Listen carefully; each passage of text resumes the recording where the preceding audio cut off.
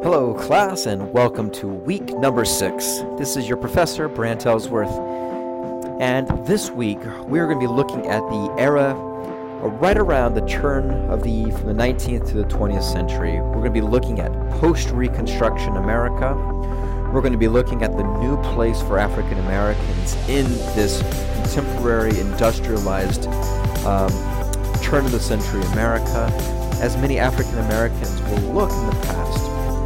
We'll look back at slavery, we'll contemplate how far they have come, and yet how far they have not come. Because at the turn of the century, despite the promises of emancipation, despite the promises of the 13th, 14th, and 15th Amendment, despite the promises made by politicians that there will be equality in this country, by the end of the 19th century, many African Americans will contemplate their place in America and argue that they are still as bad off now, 40 years after the end of the Civil War, as they were then before the Civil War, in the time of slavery. In an excellent poem, Langston Hughes wrote about this by using the symbol of a telescope. He said, "Sighted through the telescope of dreams looms larger, so much larger, so it seems, than truth can be. But turn the telescope around, look through the larger end, and wonder why what was so large becomes so small again." Right? And what was so large was this promise of freedom. And yet, looking back, that promise of freedom seems so small, such a thing of the past, when contemplating how African Americans at the turn of the century were being abused by widespread abuse by American society. This week we will look at some of the policies of this era.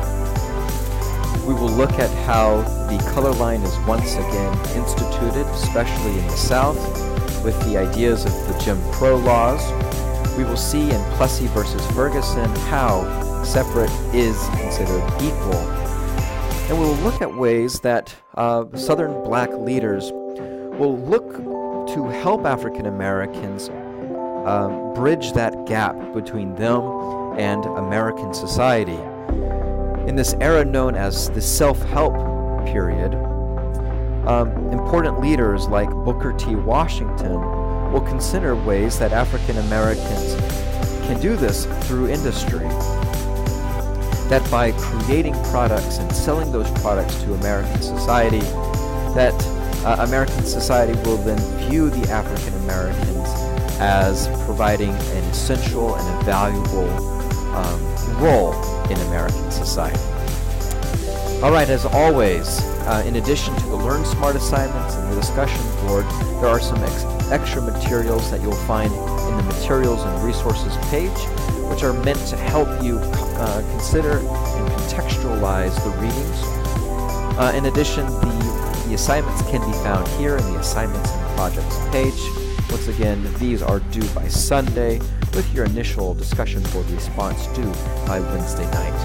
As always, should you have any questions about this material, please email me at brantellsworth@centralpenn.edu.